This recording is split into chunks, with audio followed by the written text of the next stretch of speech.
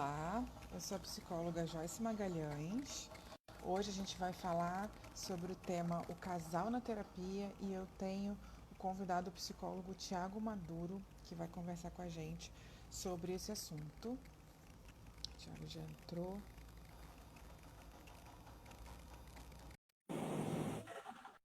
Olá, boa tarde.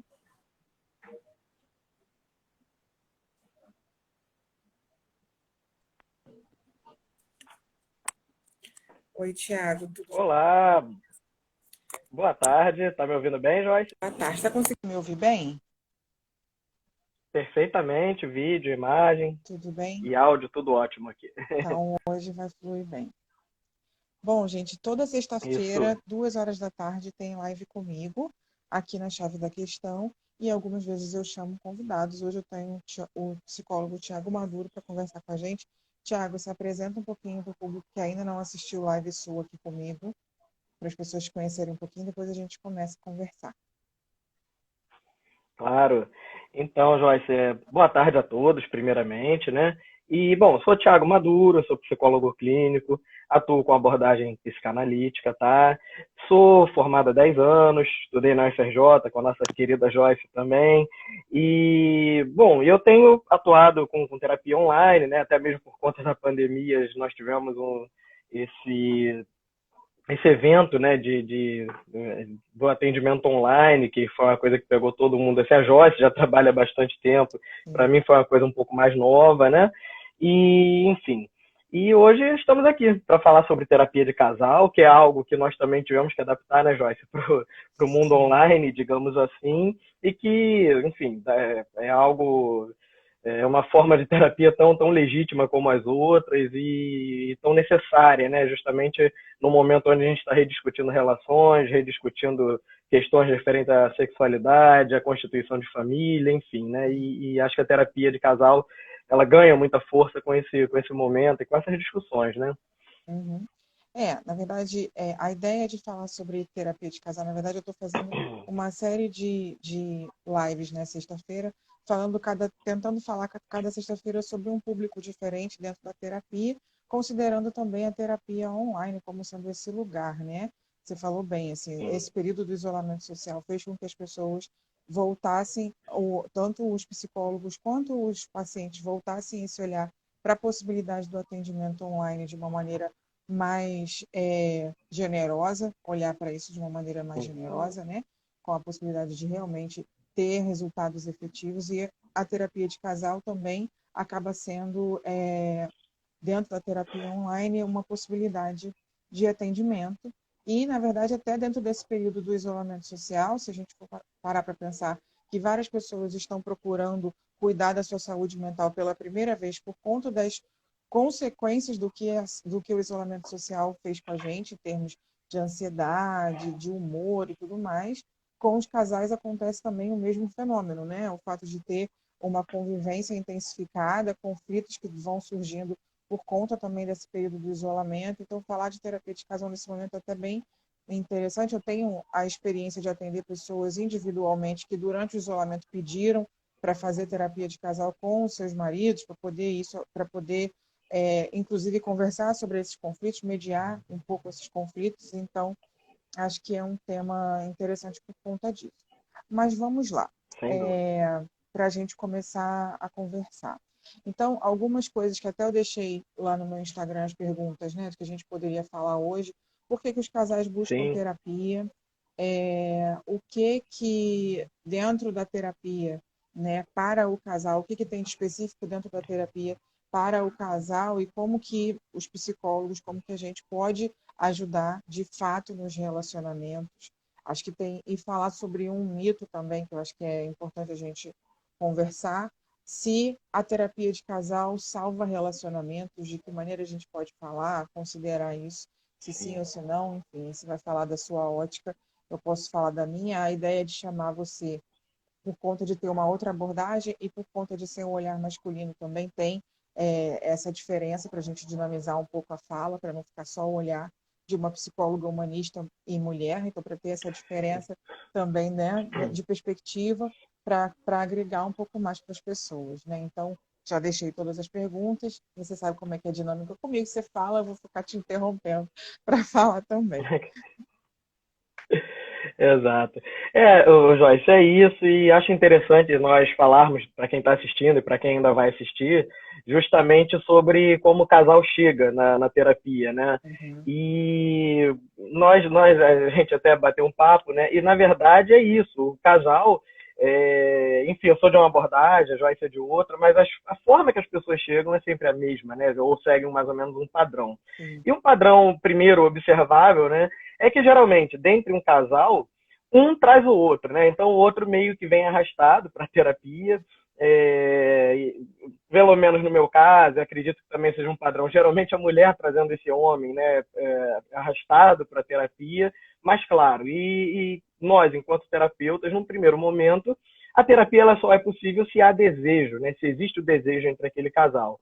E quando nós falamos em trazer o outro arrastado, quando essa esposa traz, às vezes, o marido arrastado para terapia, a gente fala sobre isso, e na verdade o arrastado é uma brincadeira, né? Uma forma figurada da gente falar, porque, claro, se esse homem ele aceitou para terapia, ele perdeu ali, perdeu não, né? Se ele se dispôs a gastar 1 hora da semana dele para falar sobre a relação, sobre o relacionamento, sobre a forma que ele está lidando dentro desse casamento. Então, um mínimo desejo existe ali, né? Ainda que o desejo, muitas vezes, maior seja o da mulher, até mesmo por conta, não generalizando, obviamente, mas a gente vê que a mulher pratica o autocuidado muito mais do que homens, né? Sim. Então, acaba que elas trazem esse cuidado para a relação, entendendo que a terapia pode sim ser um cuidado para a relação, e elas trazem esse homem que não está muito acostumado a lidar, né? Muitas vezes, até na hora de uma DR, das discussões do casal, esse homem ele tem mais dificuldade de expor sentimento, de falar da vida dele, dos sentimentos dele, do que ele, enfim, dos desejos, e aí acaba que a mulher acaba expressando mais, e por isso que a gente diz que a mulher meio que traz ele arrastado. Mas, claro, a terapia ela só funciona se houver desejo, nesse caso, de ambas as partes, e muitas vezes, como a Joyce falou, nem sempre é terapia, né? Existe o mito, a terapia vai salvar meu casamento. Muitas vezes a terapia pode ser direcionada até mesmo para identificar, para esse casal identificar que não existe mais relação, não existe mais, de repente, respeito, diálogo, comunicação, N coisas. E, em conjunto, o terapeuta ele vai vamos dizer assim, não mediar, porque ele não está ali na função de juiz, mas o terapeuta ele vai trazer essas questões, se há desejo, se há respeito, se há comunicação, e dizer o que é possível de ser ajustado, o que é possível de ser melhorado dentro daquela relação, né? E aí o casal, entre si, vai decidir se eles aceitam fazer esses acordos, né? Se eles aceitam, de repente, se para eles é possível estabelecer esses acordos para melhora do relacionamento. Eu acho que esse é o primeiro momento, né, Joyce? Que eles chegam, essa é a minha experiência, pelo menos. Eu não sei o que você traz para acrescentar nesse momento da chegada do casal na terapia, né? Então, sobre a questão da mulher, né, ter um autocuidado maior do que o do homem, a gente conversou, né, na sexta-feira passada, a gente começou falando um pouco sobre isso, e assim, é comum, até estatisticamente, se a gente for olhar o quanto que as mulheres se cuidam, considerando cuidados médicos, cuidados de saúde física também, as mulheres procuram muito mais esse tipo de cuidado, inclusive para prevenção de doenças e não só para casos mais agravados, né? De quadros mais agravados. Sim. E com relação à saúde mental, a mesma coisa. As mulheres procuram muito mais a terapia, né? A psicoterapia ou até a própria psiquiatria em determinados casos, às vezes até para cuidar de situações que não estão tão agravadas, e os homens, em geral, já vão buscar o cuidado, tanto médico, quanto psiquiátrico, quanto psicológico, quando os casos, quando já estão muito agravados. E aí, numa terapia de casal, considerando um casal, né, heterossexual, por exemplo, se a gente estiver falando desse casal, mas a gente pode falar de todos, mas se a gente for falar dessa figura homem e mulher, então por que, em geral, as mulheres estão arrastando os seus maridos? Porque as mulheres já estão identificando que existem questões e problemas que precisam ser colocadas, né, à frente, precisam ser solucionadas, e os homens são arrastados para quando já é o último caso, o último recurso que aquele casal vai utilizar. Então, quando o homem aceita, em geral, é porque já se esgotaram outras possibilidades, né, sim, de ajudas, seja na família, seja de amigos, seja de outras, de comunidades que se frequente, igreja, enfim, outros cursos que possam fazer para poder aprender a lidar um com o outro e tudo mais. Em geral, quando se consegue chegar na terapia, é esse último caso. Então, eu acho que até essa questão da se a terapia de casal vai salvar ou não vai salvar o relacionamento, digamos assim, o fato de estar em terapia vai ajudar mesmo, efetivamente, a melhorar, trazer mais qualidade para esse relacionamento. Isso vai depender muito sim. desse time, desse momento em que o casal resolveu buscar a terapia, porque se esperou chegar no último recurso, quando a relação está totalmente desgastada, as pessoas já se desrespeitam e já não existe mais esse desejo genuíno de manter a relação, estamos ali por outras razões, Sim, chegar à terapia nessas condições pode ser é, bem difícil de realmente de ter uma possibilidade de trazer qualidade para essa relação e até salvar essa relação, porque, na verdade, esperou-se acabar a relação para poder ir para a terapia. Então, acho que esse timing também tem exato. muito a ver com a possibilidade de efeito positivo que a terapia vai ter, dependendo de como que esse casal chegou, qual foi o momento, né? Se foi um momento de ainda haver ajuste e desejo de estar junto, ou se é um momento em que as pessoas estão só encerrando mesmo, já não se suportam mais, já não se desejam mais. Sim, Então, acho que tem essa questão. E, de fato, a chegada para a terapia, independente de qual consultório que é, se é terapia online, se é psicanalista, se é psicologia humanista, se é outro tipo de psicologia, ainda assim, a chegada, acho que ela é bem marcante nesse caso, assim, das pessoas, às vezes, esperarem demais para ir para a terapia. Isso não acontece só com o casal, eu acho que isso acontece com as pessoas mesmo, e também. mesmo as mulheres que estão buscando autocuidado, não é a maioria delas que estão buscando, por exemplo, o crescimento pessoal, o autoconhecimento em geral, esperam agravar uma depressão, agravar uma crise de ansiedade, agravar outros diagnósticos Sim, para poder se buscar terapia. É bem mais comum que se espere agravar do que se tente prevenir, também na saúde mental, né? Mas assim, então isso não é só característica do casal, mas do casal eu acredito que seja mais ainda, até porque precisam são duas pessoas que precisam estar alinhadas na vontade de ir para a terapia e isso pode demorar muito entre uma isso. decidir e a outra concordar e isso efetivamente começar, né? Bom, Uhum. então, assim, a outra questão que eu tinha colocado que a gente poderia conversar, além da chegada, é como, né, o que a terapia pode, de fato, oferecer para o casal, qual que o material dessa terapia, qual que é o conteúdo que vai ser específico da terapia de casal e o que a terapia, de fato, pode fazer de bom, né, para esse casal que entrou em terapia. Eu vi que tem pergunta aqui, eu vou Sim. até dar uma olhadinha. Pode Uhum. começar, fala. Ah, tá. Tá. Beleza. É, na verdade, é claro, né, a terapia de casal ela vai promover, né, na medida que existe esse desejo da melhora, na medida que existe essa vontade, né, de proporcionar uma melhor comunicação e de uma relação mais madura. Claro que a terapia ela traz inúmeros benefícios para esse casal, né, e, enfim, só que dado esse primeiro momento da chegada do casal e de ver a terapia como algo possibilitador da melhora da relação, é comum ter alguns mitos, né, Joyce? A gente até também já falou um pouco sobre isso, que alguns mitos, que esse casal chegue com algumas fantasias e mitos acerca do terapeuta ou da terapeuta, e aí por isso até que é legal essa troca nossa aqui, né, que a Joyce é mulher, eu sou homem, e, bom, muitas vezes, né, sendo terapeuta homem, como é meu caso, né, a mulher, a esposa, no caso, digamos assim, ela pode criar a fantasia de que pelo fato do terapeuta ser um homem,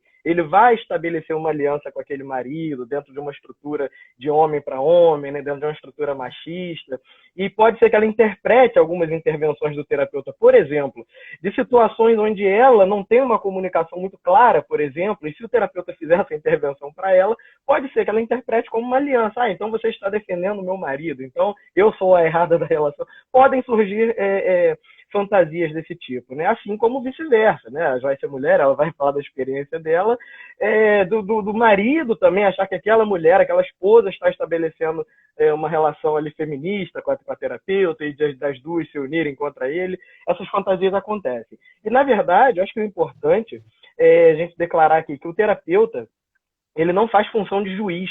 Até porque muitas vezes esse casal chega com uma visão muito, eu não sei qual adjetivo, mas muito jurídica da coisa, né? De que o psicólogo ali, do terapeuta, vai ser o mediador ou a mediadora, né? Do conflito entre ambos, né? Sim. De que vai estabelecer através de uma certa lei, né? Como se houvesse uma lei da coisa certa a ser feita dentro da relação e que o terapeuta fosse ser o juiz. E não, na verdade, isso não acontece, né?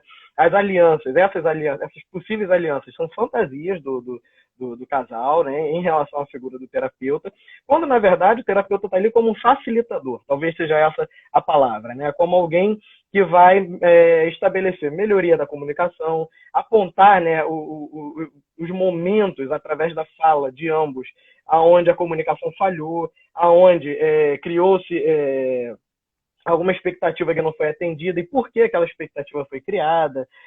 Enfim, sistema de crenças familiares do casal. Então, muitas vezes, o casal ele quer defender tanto o sistema da crença da família de origem dele, né, de pai e mãe, e traz isso para dentro da relação e, às vezes, dá conflito com a outra pessoa, porque a família da outra pessoa, às vezes, vem de uma cultura diferente. Enfim, são valores diferentes que, às vezes, se chocam nesse casal. E aí, se eles não estiverem dispostos a abrir mão em algum nível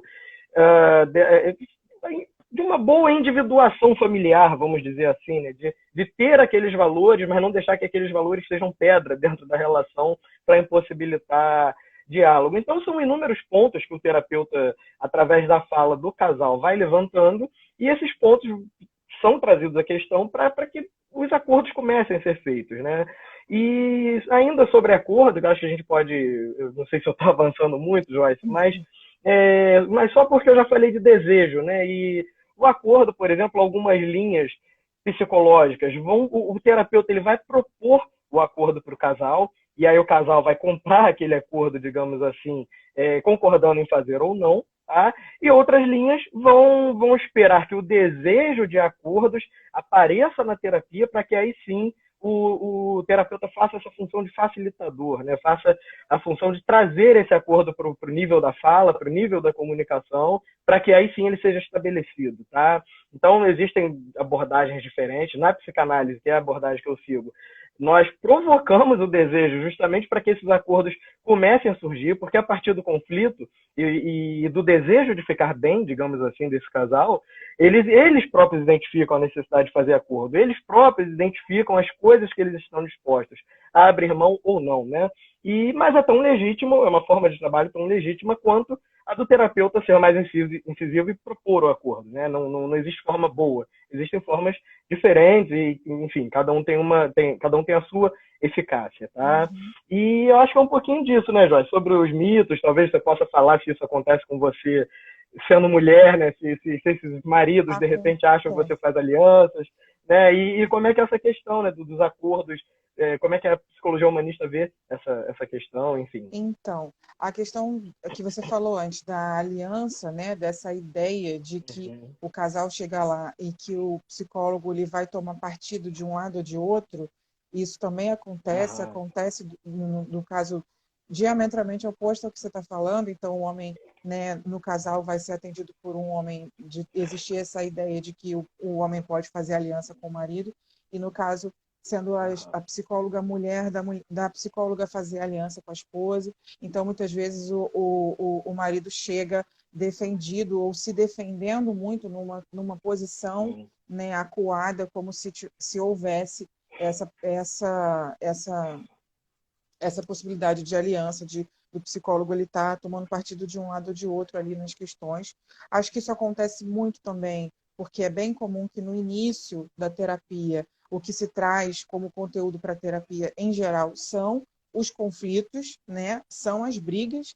Muitas vezes as brigas acontecem em pleno vapor na frente da gente. Então, essa ideia de que o psicólogo pode ser um mediador de conflito e que pode, né, ser um juiz ali para dizer quem está certo, quem está errado, não sei o quê. É muito comum que no início do processo terapêutico, quando as pessoas, na verdade, ainda nem entraram no processo terapêutico, elas só estão dizendo o que estão fazendo ali, é muito comum que se passe algumas sessões lavando roupa suja, que seja briga mesmo, as brigas acontecendo, brigas sendo atualizadas, então conflitos que aconteceram às vezes no início da relação, há 10 anos atrás, que são atualizadas e colocadas à mesa, né, no consultório, né, ou no caso da terapia online, que são colocadas, né, na terapia, para serem revistas, para se falar quem é que estava certo, quem é que estava errado, por que foi falado aquilo. Então, é bem comum que se pense que a psicóloga ou o psicólogo vai ter um lado, porque eles entram na terapia muito no embate, né? É bem comum que se entre no embate. Eu ainda considero que quando o casal entra na terapia com esses conflitos, no embate, ainda existe a possibilidade de se trabalhar para que aquele relacionamento se ajuste e melhore, muito mais do que quando o casal entra em silêncio, já não querendo mais comunicar coisa alguma. Tem isso, né? Um outro ponto que eu ia falar até sobre... você falou da questão do acordo, de como é que a gente vê isso dentro da psicologia humanista. A questão de propor acordo, né? A gente também não vai trabalhar com a ideia de que o profissional vai ser a pessoa que vai estabelecer quais são as regras do jogo, as regras da relação do outro, né? Acho que isso, eu não sei realmente como é que outras abordagens vão falar sobre isso, mas no caso da psicologia humanista a gente fala muito sobre a liberdade de escolha das pessoas, a possibilidade delas estarem sempre tomando decisão na vida. Então não vai ser nunca o psicólogo que vai estabelecer qual que é a decisão a ser tomada, até porque existe uma particularidade, uma singularidade no indivíduo, e nos relacionamentos também tem regras que funcionam muito bem para um tipo de casal e que não funciona para outro, e isso vai em todos os âmbitos, às vezes até, por exemplo, na questão da fidelidade, da monogamia do relacionamento. É bem possível que isso também entre em debate na terapia, se existe um padrão que deve ser seguido, porque socialmente esse padrão é colocado e as pessoas esperam isso daquele casal, ou se o casal pode viver a sua sexualidade, o seu afeto de outras maneiras, que não necessariamente seguindo esses padrões. Então, assim, a questão dos acordos, eu não vou usar essa palavra como acordo realmente, mas vai ser compromisso, vai ser escolha, vai ser outro tipo de termo, mas a gente falando sobre as regras, né, do que seriam as regras da relação, o que é bom, né, o que se espera, qual que é a expectativa que um tem do que é o comportamento do outro, o que o outro vai fazer ali para agregar na relação. Isso também não vai ser colocado, não vai ser posto pelo psicólogo, né? Acho que uma coisa que, de fato, eu trabalho muito e fico muito tempo trabalhando dentro da terapia de casal é a comunicação, né? É o fato de que, muitas vezes, a maioria, a grande maioria, acho que eu poderia dizer na minha experiência que todas as vezes, os casais, eles, quando entram na terapia, eles já não estão se comunicando bem, não estão se comunicando com eficiência. E o fato de não estarem se comunicando bem é que leva, por exemplo, a essa possibilidade de ficarem tantos conflitos pendentes, porque eles já não estão mais se ouvindo, né, ouvindo de fato um ao outro. Então, até ouvindo ali as reclamações, o burburinho das reclamações no dia a dia, mas não estão ouvindo de fato o que aquela reclamação, o que aquela queixa quer dizer. Então, uma coisa que eu acho que é muito importante na terapia de casal é justamente mostrar, né, ensinar até de certa maneira, como que as pessoas podem voltar a se comunicar ou passarem a se comunicar bem. Tem algumas relações que começam e terminam sem que as pessoas tenham se comunicado bem a relação inteira, né? Às vezes começam na atração sexual, na paixão, em outras coisas, mas o convívio da relação não se estabelece bem, às vezes a relação toda. Então, acho que o que é fundamental dentro pelo menos do início e de boa parte do processo terapêutico na terapia de casal é isso, fazer com que os casais comecem a se comunicar bem, a se comunicar de forma eficaz, né? E uma forma de fazer isso é o próprio psicólogo se colocando, né, nessa posição ao ouvir um e outro, né? Mostrando mesmo como é que essa escuta pode ser feita, como é que esse feedback, esse retorno pode ser dado de maneira generosa, de maneira amigável, de forma a, de fato, se prestar atenção do que está sendo dito e levar em consideração o que está sendo dito para propor alguma coisa, para intervir de alguma maneira. Então, a nossa escuta, no caso, considerando a psicologia humanista, a escuta empática vai ser justamente o que vai mostrar para eles, tanto para o casal, tanto para o homem quanto para a mulher, como que eles podem fazer isso. E aí eu faço isso, a gente faz isso ativamente, a gente não faz isso de forma implícita, subliminar, para que eles percebam e imitem, não. Sim. Faço isso assim, ativamente. Olha, a sua esposa acabou de falar isso, isso e isso, ela queria dizer isso, isso e isso. Então, você consegue compreender? Então, agora diga o que você compreendeu do que ela falou, né? Às vezes não faço eu essa intervenção, mas só implico, bom, sua esposa acabou de falar, o que ela falou? Né? Porque muitas vezes entre a fala de um e a escuta do outro tem um abismo enorme. Isso. E isso faz muita diferença para a qualidade da relação no dia a dia. E na terapia isso também pode acontecer. A esposa falar por 5 minutos ou o marido falar por 5 minutos e quando você pergunta para o outro o que ele falou, simplesmente Sim. não saber Nada. o que foi dito. Né? Então isso, eu acho que é um ponto, assim, é um pilar fundamental da terapia de casal, ensinar as pessoas a se comunicarem bem. Acho que esse é um ponto dos principais, assim, pelo menos na minha prática, né? O que seria um dos pontos principais na sua? Não, sem dúvida, eu acho que nesse ponto, a psicologia humanista e a psicanálise, elas vão dialogar nisso, sim, que é a comunicação, né? E, claro, que com sutilezas de cada abordagem, por exemplo, a comunicação na psicanálise, inclusive Freud fala, né, que é uma teoria conhecida dele, e acho que ela serve para quase tudo, na verdade. Quando ele fala que o ser humano ele tem 3 fontes de sofrimento, né? Que é a própria morte, né? O próprio corpo, a natureza, a força da natureza, né? O poder da natureza, da gente não controlar a natureza, e a terceira que é o relacionamento humano, né? Então, em sendo a relação humana fonte de sofrimento, e ele vai falar sobre desenvolvimento da cultura, da linguagem, da comunicação, passa por aí, né? Dessa questão do casal que não se comunica, e aí essa relação começa a trazer sofrimento. E ainda em termos de comunicação, né, Joyce, a terapia, ela causa um benefício assim que ele é ele parece um tanto quanto subliminar, mas que na verdade ele é muito prático, que o próprio estabelecimento do setting, né, terapêutico. Então, um terapeuta que dá voz para que um fale, porque muitas vezes a comunicação é falha, muitas vezes é briga mesmo, os dois querem falar ao mesmo tempo e medir forças, mas muitas vezes um se cala.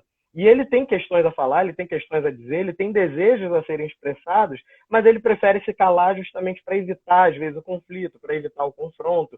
E é um dos lados que prefere se calar.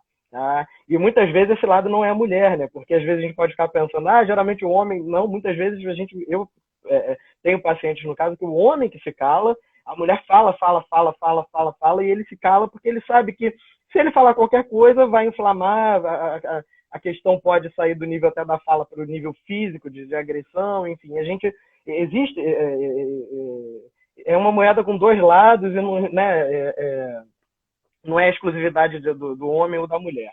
Tá? Então, o estabelecimento do setting terapêutico, como eu falei, né, o terapeuta com os dois, e um tendo espaço de fala que muitas vezes dentro da relação ele não tinha, e ali ele se sente à vontade de falar, por quê? Porque ele sabe que a vez dele falar é respeitada, né? E, por outro lado, aquela pessoa que fala demais, sem limite, que muitas vezes, né, Joyce, nós como terapeutas temos que limitar a fala do outro, embora não seja nem o ideal, mas muitas vezes temos que limitar a fala de um dos lados, porque a gente percebe claramente que ele não dá espaço para que o outro se expresse, para que o outro deseje, para que o outro seja alguém dentro daquela relação, né? A pessoa quer tanto anular a força da outra que não existe nenhum espaço para fala. Então, a gente, muitas vezes, temos que interromper para dar voz e espaço ao outro. E isso que parece ser meio subliminar, na verdade, o casal começa a absorver, ali por transferência ou por identificação, essa questão, porque ele se sente com o espaço de fala e ele tende a repetir esse espaço de fala fora da terapia, né? E aí é quando o relacionamento começa a melhorar, porque a comunicação volta a ser uma comunicação saudável, uma comunicação que expressa coisas, né? Que enfim, que expressa desejos e expectativas, e o espaço de escuta também, né? Porque às vezes aquele que está acostumado a só falar, ao ouvir o terapeuta, muitas vezes ele não quer ouvir o marido ou a esposa, né? Mas ele quer ouvir o terapeuta. E aí ele se tem de um lugar, ele começa a compreender que esse lugar de escuta também é importante. Então eu penso que na psicanálise, né, é a questão dos lugares, é a questão de trabalhar a oralidade mesmo, a linguagem, a comunicação e os lugares, né, que cada um ocupa dentro dessa relação, sem essa coisa de homem, mulher, não, sem esse generalismo que nesse ponto eu acho que não se aplica. Né? É um fenômeno que acontece de ambos os lados, em especial, né, Joyce, dentro de uma coisa que você falou, que muitas vezes eles só querem medir forças, né? O casal, um dos lados quer ser sempre o certo, o outro é sempre o errado. E isso é até uma coisa muito curiosa. Eu sempre falo isso na terapia de casal, por exemplo, e acho que fica reflexão para quem estiver assistindo a gente, né? Porque muitas vezes esses casais chegam defendendo bandeiras, defendendo, às vezes, territórios. Muitas vezes essa bandeira é a família, muitas vezes essa bandeira são os valores pessoais de cada um, e eles defendem mesmo territorialmente essa bandeira. Então, se o outro não aceita o meu valor familiar, então o outro está errado, né? E aí a premissa já é essa, por isso que a comunicação falha. E muitas vezes a intervenção que eu faço é a seguinte: se um dos lados é sempre o lado certo, ele é culpado duas vezes, né? Primeiro, porque se o outro é sempre errado, ele é culpado de ter escolhido uma pessoa errada para se relacionar. Caramba, você escolheu alguém que só erra, né? Então, qual a sua implicação nessa sua escolha que você fez pro relacionamento? E geralmente a resposta é o silêncio, porque se você é certo o tempo inteiro, se você não erra e o outro é sempre o errado, você escolheu esse outro para sua vida, né? Você escolheu aquela relação, você escolheu estabelecer um relacionamento desse jeito. Então, é o primeiro erro. E o segundo erro, que para mim é o mais evidente, né? Óbvio que a primeira questão é uma provocação, se você está sempre certo, você não abre espaço para aprender, você não abre espaço para a visão do outro, você não abre espaço para melhoria, que é o que vocês desejam dentro da relação, que é o que o casal deseja na terapia. Então, se eu estou sempre certo, eu não preciso mudar. Se eu não preciso mudar, a relação vai continuar a mesma coisa, porque se um dos lados não muda, e por isso que eu sempre falo, não existe lado certo numa discussão, né? Não existe, se existe respeito numa discussão, não existe lado certo. Eu acho que o lado errado é quando é o lado que desrespeita, é o lado que agride, aí a gente pode começar a pensar em erro. Mas não existe lado certo na discussão, porque a relação ela só existe por causa do casal, né? Não existe relação mono, né? A relação de uma pessoa só com ela mesma. E se são duas pessoas e existe um conflito ali, o conflito é responsabilidade de ambos. É porque um lado não está sabendo se comunicar e o outro lado não está sabendo entender. E eu acho que a nossa função é justamente isso, né? Da gente perguntar ao outro: você ouviu o que ela falou? Né? Você escutou o que ele disse? Porque muitas vezes não escuta. Está dito e a gente tem que fazer quase o papel de tradutor quando duas pessoas falam a língua portuguesa, né? E isso nós, enquanto terapeutas, isso é muito tocante, eu acho, né, na nossa prática, porque muitas vezes você vê que aquele casal, eles até se gostam, existe sentimento, existe bem-querer, existe uma série de sentimentos positivos ali, mas o problema mesmo está na comunicação e está na forma como eles defendem um jogo de forças, e geralmente, muitas vezes, esse jogo é familiar, é cultural, é familiar, e, enfim, acaba sendo o fator ali que, vamos dizer, que abre um abismo, né, entre esse homem e entre essa mulher. Uhum. Você falou da questão de a gente estar traduzindo pessoas que estão falando a mesma língua, mas embora estejam falando a mesma língua, muitas vezes não estão falando a mesma linguagem.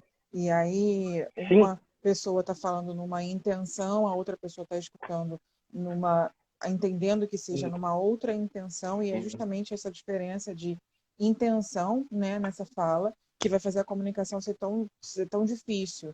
Né? Tem algumas Perfeito. intervenções que eu já fiz que é basicamente só falar. Se você for escutar de maneira generosa, porque com boa vontade que a outra pessoa está falando, levando em consideração que ela está tendo uma boa intenção, talvez você consiga escutar mais. Mesmo que a outra pessoa não esteja, mas você consegue se abrir para escutar mais. Né? E muitas vezes falta pouco, né? Falta isso, falta ajustar essa questão da linguagem mesmo, assim, de conseguir ter essa boa vontade para ouvir o que a outra pessoa está falando, porque às vezes a outra pessoa está só comunicando é uma coisa simples, mas é levada em consideração uma intenção que só na cabeça de quem está ouvindo existe, né? E um exemplo típico é a reclamação de alguma coisa no cotidiano, está reclamando que não fez determinada coisa, não fez pela 20ª vez, está se reclamando. E a outra pessoa entender que aquilo é um Uhum. julgamento, que aquilo é uma cobrança, que aquilo é a pessoa E querendo mandar nele ou nela, querendo estabelecer quem é maior, quem é menor na relação. Então, essas outras isso. intenções todas estão só na cabeça de quem está ouvindo, não está na fala. A fala era só dizer, poxa, podia ter lavado a louça, e na verdade a pessoa que está ouvindo todas essas outras coisas. Que ela está me cobrando, Aham. que ela acha que manda na casa, que é isso, que aquilo outro, quando não tem a ver, né, com essas Sim. intenções todas. Então, às vezes é só essa questão mesmo de estabelecer essa generosidade, essa boa vontade para ouvir, e isso pode ser muito difícil para alguns casais. Um outro ponto que eu trabalho muito na terapia com o casal é assim, quais são os motivos para se manter a relação, quais são os motivos atuais para se manter a relação, Sim. porque em geral as pessoas começam uma relação com um motivo ou com alguns motivos, com algumas razões para estar junto, e conforme esse tempo vai passando, a relação vai durando, esses motivos podem ir se alterando, e às vezes as pessoas mudam muito individualmente e não olham de novo para quais são os motivos que fazem a gente ficar junto hoje. Esperam estar junto hoje considerando as mesmas razões que levaram a estarem juntos 10 anos atrás, e aí são duas pessoas novas 10 anos depois, em que aquele motivo não faz o menor sentido mais, e as pessoas acabam achando que a Isso. relação não faz sentido só porque não conseguiram ainda atualizar quais são os motivos para estar junto hoje. Isso pode ser uma intervenção possível na terapia de casal. Então, quais são as razões para estar junto, né, nesse momento? E uma outra coisa que eu gosto muito de estabelecer com o casal também é se eles conseguiriam continuar juntos, se aceitar, um aceitar o outro, caso não aconteçam mudanças radicais de comportamento por conta da terapia. Porque, às vezes a expectativa com a Sim. terapia de ambos é que vão entrar na terapia, assim, como se fosse uma caixinha, uma máquina. Vamos entrar o casal na terapia, a terapia vai revolucionar tudo aqui e a gente vai sair lindo, feliz e contente por uma vida plena, maravilhosa, os dois totalmente renovados, pessoas diferentes do que entraram. E isso pode não acontecer. Na maioria das vezes não acontece, pelo menos essa revolução completa, absoluta, total, não. Acontecem algumas mudanças, mas não nesse nível que às vezes é a expectativa de quem vai. A esposa com a expectativa de que o marido vai ser aquele gentleman que ela queria que ele fosse, o que ele nunca foi, nem no Isso. início, e o marido achando que a mulher vai ser aquela mulher, né, que aceita todas as coisas que ele coloca, mulher talvez que ela também nunca tenha sido. Então, assim, essa ideia de que se você, né, o casal continuaria, vocês continuariam juntos caso vocês não mudassem completamente para a terapia e a terapia servisse só para Isso. vocês se conhecerem melhor, se aceitarem melhor, mas não no entendimento de que vão ser pessoas novas, mas de que vão aceitar as pessoas que somos, né? Essa é uma pergunta que eu faço em vários momentos, né, durante o processo terapêutico. Vocês continuariam juntos se vocês não mudassem completamente? Porque tem, às vezes, alguns que Isso. acham que sim, que vale a pena continuar junto mesmo com os defeitos, com os problemas, com os conflitos, e tem casais que dizem claramente que não, se ela não mudar, eu não fico, se ele não mudar, eu não fico. E é uma pergunta, muitas vezes, pertinente, que tem a ver com essa expectativa, né? Com quem, como a gente chega na terapia e qual a expectativa que a gente tem, porque o que essa terapia vai fazer com a gente, com aquela pergunta inicial também, se a terapia de casal salva ou não salva o relacionamento. E aí, bom, o que você me acrescenta? Eu já nem estou perguntando, né? A gente está só conversando mesmo. Sim. Não, é justamente, Joyce, essa observação, né, que eu acho que entra até um pouco naquilo que a gente falou no começo sobre as crenças do casal sobre a terapia. Realmente, eles acham que a terapia ela é quase que um remédio, vamos dizer assim, né? Porque no remédio, na verdade, nós somos sujeitos passivos, né? Nós tomamos o remédio e ele faz um efeito ali no nosso corpo e melhora o que tem que ser melhorado. E a terapia, na verdade, não é assim, né? Você não pode ser passivo mediante a terapia. Eu acho até que a psicologia humanista, assim, pelo que eu conheço, ela é excelente nisso, né? Porque ela traz para a realidade, ela Ela traz para o presente, ela traz para o nível da responsabilidade. Sim. E isso é questão dentro da terapia de casal, né? Porque não pode chegar o casal passivamente, né, e jogar a solução dos problemas para o terapeuta. Porque, na verdade, o terapeuta não resolve o problema. Ele aponta caminhos, ele aponta possibilidades, ele aponta oportunidades de melhoria, né? E ele não força ninguém a fazer nada. Essa é a grande questão. E esse ponto é fundamental, né? Primeiro, de apontar onde esse casal, eu falo de forma assim romântica, né? Onde esse casal começou a se perder um do outro na relação, porque como você falou, às vezes a relação já dura 10 anos, são relações relativamente longas, e que as expectativas desse casal mudaram ao longo dos anos. Então, muitas vezes era um casal jovem, que se divertia, que saía para beber, e que em algum momento, de repente, vamos estereotipar aqui, né? Essa mulher resolveu ter filhos e virar uma mulher dedicada à família, que não gosta mais de sair, que não gosta mais de beber, que não gosta mais... E esse homem, ele ainda, tudo bem, ele é dedicado à família, mas ele quer ter um momento dele de individualidade, de ir para um barzinho, de beber e tudo mais. E aí começa a criar a incompatibilidade por conta das mudanças de expectativa. E esse ponto é fundamental, porque nesse exemplo hipotético que eu estou dando aqui, até que ponto essa mulher que agora é 100% dedicada à família aceita a expectativa do outro, né, de voltarem a sair, de voltarem, de repente, a terem uma vida ali igual eles tiveram em algum ponto lá do passado deles, novamente, sem que isso prejudique ela, de forma que ela seja feliz, né? De forma que ela não faça forçada, só porque o outro quer também. E aí volto lá na questão do desejo, né? E vice-versa, né? Ou esse homem também, até que nível ele está disposto a ficar mais em casa, né? Abrir mão um pouco daquela vida de balada, enfim, de noitada, para se dedicar um pouco mais à família, igual a esposa dele está nesse novo momento. E aí é onde entra a questão dos acordos, né? Porque eu acho que essa é a provocação necessária para o acordo. O terapeuta não tem que chegar e fazer esse acordo, mas tem que provocar para que ambos, né, cheguem entre eles dois a possibilidade de atuação mediante ao novo momento de vida de cada um. Isso é essencial, é alinhamento de expectativa, tá? Ainda sobre expectativa, né, Joyce, nesses relacionamentos um pouco mais longos, nós vemos muito também a questão de frustração, porque muitas vezes esse casal, eles tinham expectativas em comum também, e às vezes mudam radicalmente a expectativa, e o outro se frustra mediante essa mudança, né? E acho que essa frustração, às vezes, é ponto assim, de briga, de conflito. Como você falou no começo, eles puxam a briga de 6 anos atrás, que eles acharam que já estava resolvida, mas para o outro não estava, porque hoje, né, mudou o sentido, mudou o sentido, mudou ali o jogo de forças, vamos dizer assim, da relação, e acaba gerando frustração no outro. E acho que a frustração é um ponto também aqui, né, interessante para a gente falar, porque geralmente eu costumo dizer, né, a frustração ela só existe onde existiu um dia a expectativa. Então, se esse casal, e aí fica até mais uma vez, mais uma dica aqui, né, para quem está ouvindo a gente, para quem ainda vai ver, um casal jovem, né? Qual conselho eu daria para um casal jovem, que eu digo um casal que está começando a se conhecer agora, na verdade, né? Não necessariamente jovem.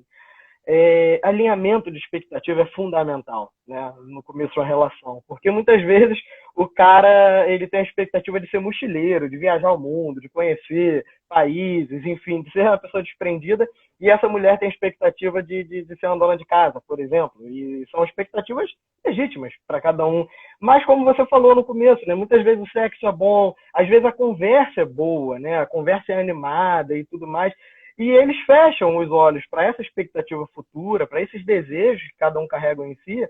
E quando eles começam a viver juntos e partilharem dessas expectativas, a expectativa de um não tem nada a ver com a expectativa do outro, né? E muitas vezes nós identificamos isso na terapia de casal, né? Esse casal não conversou no sentido dos planos futuros que eles tinham para a vida deles individual, vamos dizer assim, que são aqueles valores seus que você não abre mão da sua vida, porque você é aquilo ali, né? Você deseja aquilo ali. E aí você entra uma pessoa na sua vida, na sua casa, na sua relação, e ou você tem que abrir mão daquilo que você queria para si em prol do relacionamento, ou você vive uma vida infeliz porque rola mesmo uma incompatibilidade de expectativas daquele casal.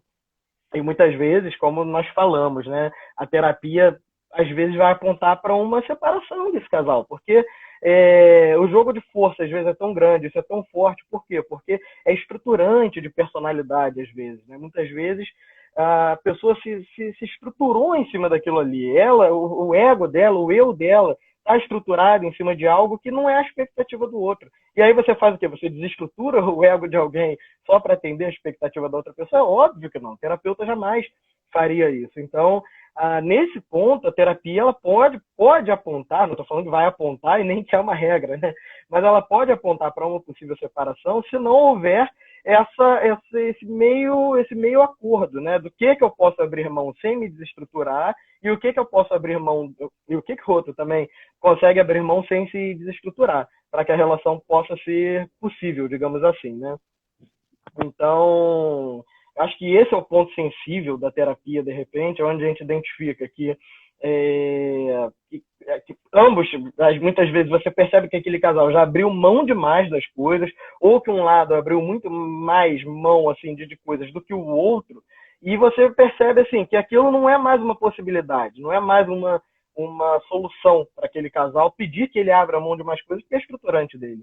E eu vejo que é um ponto muito sensível quando chega a isso. Muitas vezes o casal se choca porque era algo que eles não conseguiam visualizar, mas eles se chocam, mas eu vejo que é de uma forma positiva, porque ou dali vai sair uma separação, entre aspas, amigável, talvez, né? Pelo menos entendendo os pontos que fizeram aquele casal ser incompatível, ou eles vão realmente abrir mão, mas não de forma inconsciente, igual muitas vezes você faz, tô de saco cheio, deixa pra lá, vou deixar passar, né? Mas abrir mão de forma consciente, sabendo que está fazendo algo bom, algo produtivo para aquela relação. E acho que, tanto para um lado quanto para o outro, é o ponto onde a terapia começa a oferecer possibilidades de melhora para esse casal em crise, né, Joyce? Eu não sei como é que vocês veem isso na Humanista, mas é um pouco da forma que eu trabalho, por exemplo. Né?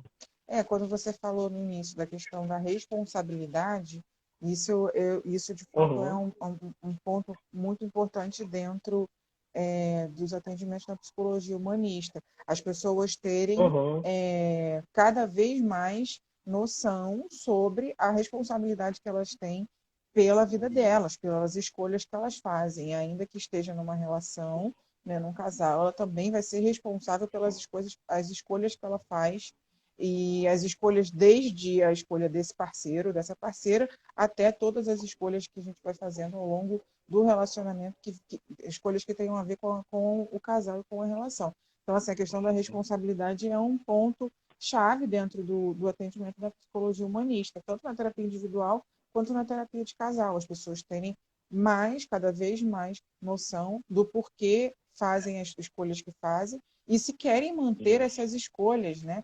Porque elas têm responsabilidade sobre isso, são elas que vão agir sobre isso. Acho que esse é um ponto, mais do que trazer explicações das origens, de como que você desenvolveu determinado afeto, determinado sentimento, determinado ciclo que se repetiu na sua vida, né, e tudo mais, como que você chegou até esse ponto nessa relação e tudo, mas também o que você pode fazer e ativamente você já pode começar a fazer na sua vida. E a responsabilidade não é do terapeuta, a responsabilidade não é só do outro no casal, é sua também, né? A responsabilidade é dos dois. Aí esse ponto que você falou dos planos para o futuro, desse alinhamento de expectativa das pessoas entenderem o que o outro deseja como indivíduo, para entender se eles conseguem compartilhar da vida juntos ainda, se ainda faz sentido estar junto e ter esses planos para seguir o futuro, né, e terem consciência das coisas que eles vão precisar abrir mão, né, quando fazem a escolha de continuar juntos. E isso é interessantíssimo. A gente faz isso também na terapia de casal e, assim, como eu te falo sempre, com outros termos, com outras palavras, mas a gente acaba fazendo similar, porque as pessoas precisam entender se estão fazendo planos para o futuro. Isso é um ponto, né? Fazer a projeção futura, essa discussão de como que você se imagina daqui 5 anos, daqui a 10 anos, daqui a 20 anos. Você se imagina com essa pessoa, você se imagina fazendo o que na sua vida para saber se essa pessoa cabe, porque às vezes a gente até imagina que está com essa pessoa, mas no exemplo que você falou, alguém que deseja viajar o mundo e o outro alguém que deseja ter um jardim em casa. E as coisas não são compatíveis, porque Uhum. alguém vai precisar cuidar do jardim enquanto o outro está viajando, não vão viajar, né? Então, assim, e isso precisa, às vezes, ser colocado, conversado, porque muitas vezes essas mudanças acontecem internamente no indivíduo em separado do casal, né? Algumas mudanças acontecem internamente, alguns amadurecimentos, essa mudança de estilo de vida mesmo, depois que se torna pai, depois que se torna mãe, isso tem um impacto diferente para homem, para mulher, dependendo de cada situação e tudo, ou outros, né? Mudança de trabalho, mudança de, às vezes, até de área profissional completamente, enfim, várias coisas que podem fazer a pessoa amadurecer, crescer e mudar de ideia sobre o que deseja para si individual. E isso precisa ser colocado, porque muitas vezes essa mudança acontece internamente, ela não é comunicada, né? Se é um casal que não está conseguindo se comunicar, ela não é comunicada efetivamente para o outro, então eles seguem juntos sem saber exatamente para onde, né? E entender para onde Sim. estão indo é importante, até para saber se conseguem ir juntos ou não. Então, esses planos para o futuro, e não só os planos para o futuro, mas efetivamente o que a gente pode fazer agora, hoje, para conseguir cumprir com esses planos, para que esses planos se alinhem de verdade, né? Como fazer isso. E a questão do abrir mão, é, eu entendo assim, as relações começam sempre, né? Pelo menos as relações da nossa geração, das pessoas que se escolhem estarem juntas porque querem e tudo mais, na nossa geração, na nossa cultura, elas começam sempre num estado de encantamento, de apaixonamento, em que tem, né, muita atração sexual, muito desejo, em que tem outras coisas envolvidas, até falando fisiologicamente, quimicamente e tudo mais, em que, como tem um impulso muito maior, considerando o desejo sexual também, as pessoas acabam cedendo muito mais porque elas querem tanto é, estarem juntas por conta desse encantamento, desse apaixonamento, que elas olham, elas, Sim. né, fazem vista grossa para as coisas que precisariam ser vistas e vão mantendo a relação porque querem muito estar juntas, apesar de todas as outras coisas. Quando passa esse período, e aí tem algumas pesquisas que vão falar que em 2 anos passa esse período do apaixonamento, desse Uhum. encantamento, até quimicamente falando, E, são mais ou menos esses dois uhum. anos que vai passar essa paixão louca e tudo mais, e aí que a relação começa a entrar num estágio de acomodação, o porquê de estar junto precisa ter mais a ver com a razão do que com a emoção, porque às vezes pode ser que amorne um pouco essa relação, até por conta disso, então as pessoas precisam revisar por que querem estar juntas e até reestruturar muitas vezes a relação, ressignificar e tudo mais. E aí, passado esse encantamento, aqueles defeitos que tinham sido colocados de lado, aqueles objetivos que não são em comum que tinham sido colocados de lado, que não tinham sido olhados ainda com carinho, com clareza, passam a ficar gritantes, porque agora eu não estou mais apaixonado por essa pessoa, eu gosto, eu amo, né, eu quero estar junto e tudo, mas eu não estou super apaixonado, então aquelas coisas começam a incomodar, e conforme o tempo vai passando e a relação vai se desgastando, pode incomodar muito mais se não se resolver, né? E os planos para o futuro também. Então, assim, sempre tive vontade de viajar o mundo e a outra sempre tive vontade de ter um jardim em casa com um cachorro, não sei o quê.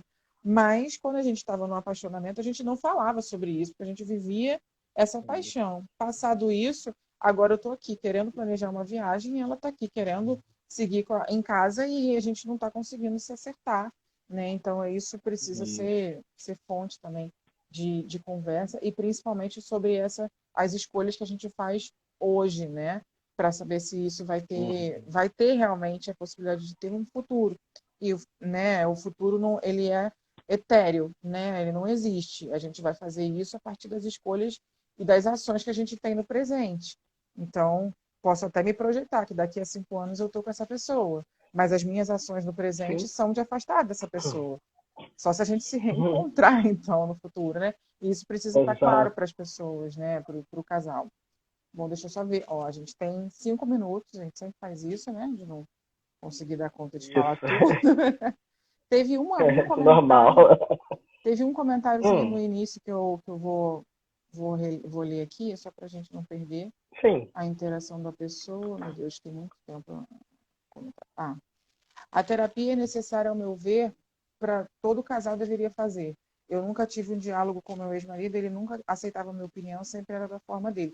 E eu acho que esse comentário é bem interessante, né? Todo casal deveria fazer terapia de casal, inclusive os casais Hum. felizes. Você acha que isso é real? Que todo mundo devia fazer terapia de casal em algum momento na relação?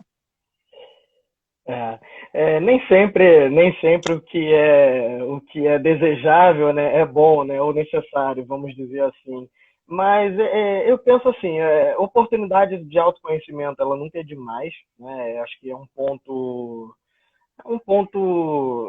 uma boa pergunta, né? Porque na verdade, assim, será que tudo tem que ser questão? Será que tudo tem que ser problema entre um casal? Sabemos que na maioria das vezes sim, né? Já temos essa resposta. Mas será que tudo, né, precisa ser colocado em questão? Será que todos os casais têm questões, né? E muitas vezes eu olho até com certa desconfiança para casais que exalam, né, que exibem muita perfeição dentro daquela relação ali, né? E o famoso casal que todo mundo chipa, né, na linguagem moderna da internet. Mas eu acho que sim, a grande maioria dos casais sim, até mesmo por conta, volto a falar do que Freud falou, né, o relacionamento humano ele é fonte de sofrimento sim, porque passa por cima do eu, das vivências, do desejo, das expectativas um do outro, e em algum momento essa relação vai ficar conturbada sim. Porém, eu acho que a terapia ela vai ser necessária nesse momento onde esse jogo de expectativas, desejos, forças, vontades e opiniões, a forma como o casal lida com isso. Que quando começa a ficar difícil de lidar, seja no ouvir ou seja no falar, aí sim é a hora desse casal buscar a terapia. Claro, para melhorar essa comunicação, acho que depois de algum tempo, até mesmo como autoconhecimento em relação a si e em relação ao outro, né? Eu acho que a resposta passa um pouco por aí, Joyce, minha opinião, mais ou menos. Perfeito. Tá. É. Bom, vamos lá. Então, acho que é bom a gente encerrar, para a gente não precisar encerrar caindo, né, Isso, correndo, sem a né? gente conseguir se despedir. Então, Tiago, muito obrigada por Uhum. ter aceitado de novo o convite. Muito provavelmente a gente vai fazer outras lives no futuro, isso aí já imagino que seja certo, né? É bom que eu falo Uhum. isso ao vivo para poder te deixar Sim, lá no compromisso na saia justa de ter que fazer mais vezes, mas assim, sempre muito bom, é sim. sempre bom a gente poder, inclusive, dialogar com as diferentes áreas da psicologia. Acho que para quem assiste é até interessante para ir desmistificando, né, e compreendendo um pouco melhor o que é uma coisa, o que é outra. Isso é interessante para as pessoas que também não estão dentro da área, que estão buscando terapia para poder entender essas diferenças, né? Então, muito obrigada por ter aceitado. E, e é isso, você pode se despedir como você quiser. Tá certo, Joyce. Eu que agradeço, né, a oportunidade mais uma vez você me convidando. Parabéns, Joyce, de verdade, pelo seu trabalho eu chamaria de psicoeducação, né, que nós estamos fazendo aqui. E que bom que o Instagram está sendo essa fonte eu estou vendo as pessoas muito interessadas no tema psicologia, né? Nós temos psicólogos aí já na casa de milhões de seguidores. E claro, o número é frio, mas acho que mostra esse novo momento da psicologia enquanto ciência, enquanto fonte de saber, enquanto fonte de psicoeducação mesmo, que é o que nós estamos fazendo aqui. Eu agradeço mais uma vez o espaço, tá? Esse tema é excelente, terapia de casal, é sempre bom falar sobre relacionamentos no momento onde as pessoas discutem, né? Relacionamentos e que bom, Joyce. Obrigado pelo seu trabalho, parabéns e mais uma vez obrigado pelo espaço. Então tá bom, querido. Beijo. Tchau, tchau para todo Tá mundo. bom. Boa tarde a todos. Tchau, tchau, gente.